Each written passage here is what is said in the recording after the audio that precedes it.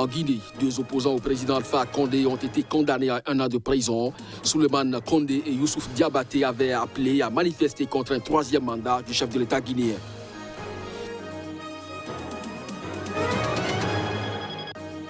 La justice marocaine a condamné ce mercredi un homme de 24 ans à la peine capitale. L'accusé a été reconnu coupable du viol et du meurtre d'un garçon de 11 ans. L'affaire avait secoué l'opinion publique marocaine. Aux États-Unis, cela fait 70 ans qu'une femme n'a plus été exécutée par l'administration fédérale. Mais ce mercredi, le décompte s'est arrêté. Une dame de 52 ans a été exécutée par injection létale.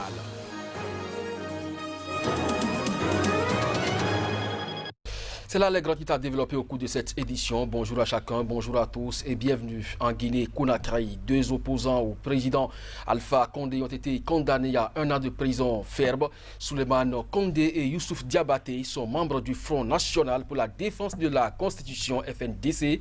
Ils avaient appelé à manifester contre un 3e mandat du chef de l'État guinéen. Les précisions dans cet élément. Lors de leur procès le 30 décembre dernier, le procureur avait réclamé une peine de 5 ans de prison et une amende de 300 millions de francs guinéens à l'encontre de Souleymane Condé et Youssouf Diabaté, membres du Front National pour la défense de la Constitution FNDC. Mercredi, la juge a rendu son verdict lors d'une très courte audience en présence des 2 prévenus et de quelques sympathisants de l'opposition. C'est un déni de justice, c'est une justice aux ordres. Nous avons en accord avec nos clients interjeté appel de cette décision, a déclaré l'un des avocats des prévenus.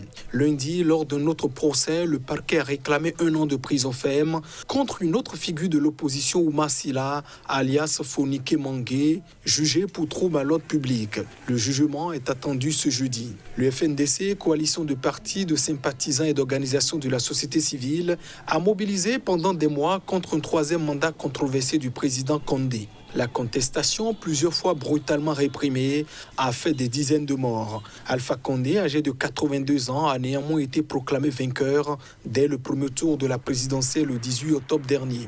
Le procureur reproche aux militants du FNDC interpellés d'avoir appelé à l'arrestation d'Alpha Condé et d'avoir accusé le pouvoir d'assassiner des enfants, estimant que ces faits relevaient de l'incitation à la révolte et à la déstabilisation du pays. Les prévenus se sont défendus d'avoir tenu de tels propos. Les rebelles ont lancé mercredi 2 attaques simultanées à l'entrée de Bangui qui ont été repoussées selon le ministre centrafricain de l'Intérieur. Il s'agit de ceux qui mènent une offensive contre le régime du président centrafricain Faustin-Archange Touadéra, récemment déclaré réélu. Ces 2 attaques ont été confirmées par des responsables de la mission des Nations Unies en Centrafrique, MINUSCA, sous couvert d'anonymat, tandis que le porte-parole des casques bleus dans le pays, le lieutenant-colonel Abdoulaziz Fall, a évoqué une attaque et des affrontements toujours en cours. Il s'agit des premiers affrontements aux portes de Bangui depuis que les rebelles ont annoncé une offensive il y a près d'1 mois. À respectivement 9 et 12 kilomètres du centre de la capitale, à l'aube, des brigades de l'armée ont été attaqués simultanément, mais grâce à la bravoure de nos forces et les appuis bilatéraux, nous avons pu repousser les assaillants qui sont en débandade actuellement, a assuré le ministre de l'Intérieur Henri Vancette Lengisara. Les échanges de tirs ont baissé, mais la situation reste tendue. Selon le lieutenant-colonel Fall, 2 heures après le déclenchement de l'attaque, les affrontements n'ont pas fait de victimes, mais plus de 350 civils sont actuellement sous la protection des soldats burundais. Le 19 décembre, 8 jours avant les élections présidentielles et législatives, une coalition de 6 des plus puissants groupes armés qui occupent 2 tiers de la Centrafrique depuis le début de la guerre civile il y a 8 ans avait annoncé une offensive pour empêcher la réélection du président Faustin-Archange Touadéra. La mission d'évaluation de la communauté économique des États de l'Afrique de l'Ouest sur la transition au Mali s'est achevée ce mardi lors d'une conférence de presse. La mission a dit ne pas avoir à ce stade de raison de douter que les autorités de transition tiennent le délai de 18 mois pour restituer le pouvoir aux civils. L'équipe de la CEDEAO a rencontré les principaux acteurs de la transition, la classe politique et d'autres acteurs du processus électoral.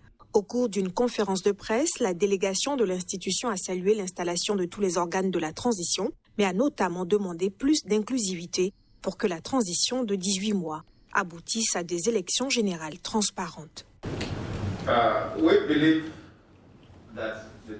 Nous pensons que le gouvernement de transition sera en mesure de conclure tout ce qu'il est prévu de faire dans les 18 mois.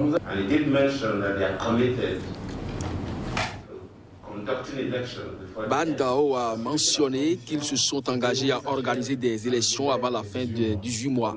Pour l'instant, nous n'avons aucune raison. Des colonels ont renversé le 18 août le président Ibrahim Boubacar Keïta après des mois de contestation dans le pays en pleine tourmente sécuritaire et politique depuis des années. Sous la pression de la CEDEAO, ils se sont engagés à rendre sous 18 mois le pouvoir à des dirigeants civils issus d'élections et ont mis en place des organes de transition. Présidence, Premier ministre et gouvernement, organes législatifs. L'emprise que les militaires exercent sur la transition ainsi que l'ampleur de la tâche suscitent des interrogations sur le respect de cette échéance. La justice marocaine a condamné ce mercredi un homme de 24 ans à la peine capitale. L'accusé a été reconnu coupable du viol et du meurtre d'un garçon de 11 ans. L'affaire avait secoué en son temps l'opinion publique marocaine. Les détails. L'affaire remonte à septembre dernier. Le corps du jeune Adnan avait été retrouvé 5 jours après sa disparition dans le quartier populaire de Tanger, où il vivait. L'enquête a débouché sur l'arrestation d'un ouvrier qui avait envoyé aux parents un message de demande de rançon pour faire croire à un enlèvement. L'homme a été accusé d'avoir emmené le garçon dans l'appartement qu'il louait, de l'avoir agressé sexuellement puis tué avant de l'enterrer à proximité. La justice marocaine l'a condamné à la peine capitale après l'avoir reconnu coupable.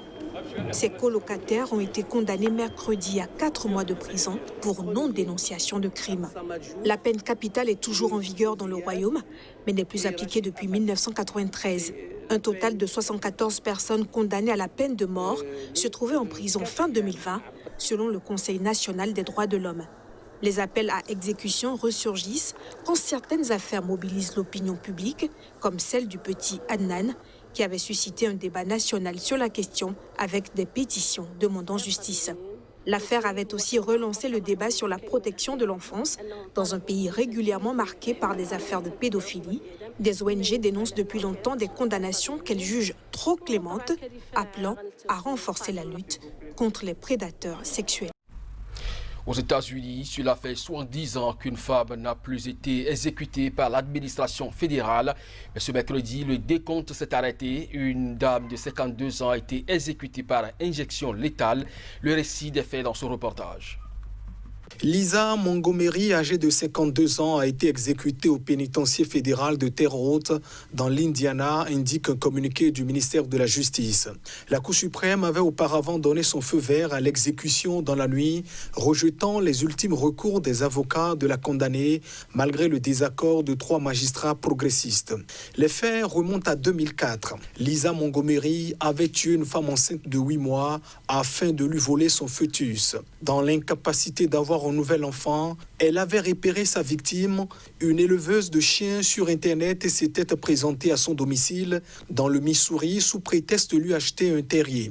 Sur place, elle avait étranglé, lui avait ouvert l'utérus, avait pris le bébé qui a survécu avant de l'abandonner dans une mare de sang. Sans nier la gravité de son crime, ses avocats avaient souligné qu'elle souffrait de troubles mentaux sévères, conséquences de violences et viols en réunion subis dans son enfance. Lundi soir, un juge fédéral avait ordonné de surseoir à son exécution, le temps d'évaluer son état mental. Mais une cour d'appel saisie par le ministère de la Justice avait annulé cette décision mardi et la Cour suprême, profondément remaniée par Donald Trump, a validé sa décision. Les dernières exécutions fédérales de femmes remontent à 1953, rappellent les médias américains.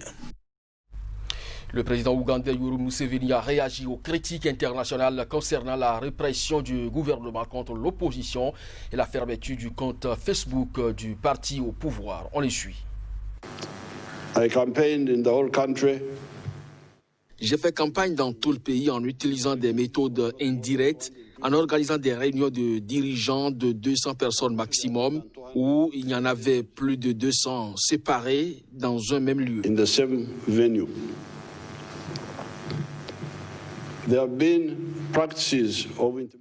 Il y a eu des pratiques d'intimidation, en particulier de la part de l'opposition, qui a menacé les gens de ne pas venir voter. Dans certaines régions, ils ont même attaqué des citoyens pacifiques.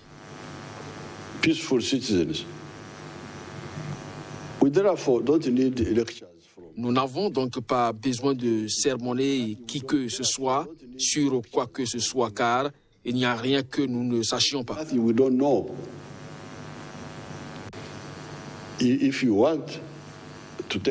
Si vous voulez prendre parti contre le National Resistance Movement, parti au pouvoir, alors ce groupe n'opérera pas en Ouganda. L'Ouganda est le nôtre, il n'appartient à personne. Ces Facebook et ces groupes n'ont pas répondu et je suis sûr que le gouvernement a fermé les médias sociaux, ces pages Facebook et je ne sais quel autre média social.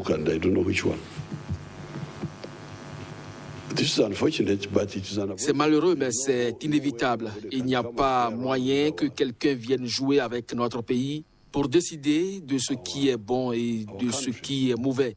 Celui-là, nous allons l'arrêter. Nous ne pouvons pas accepter cela.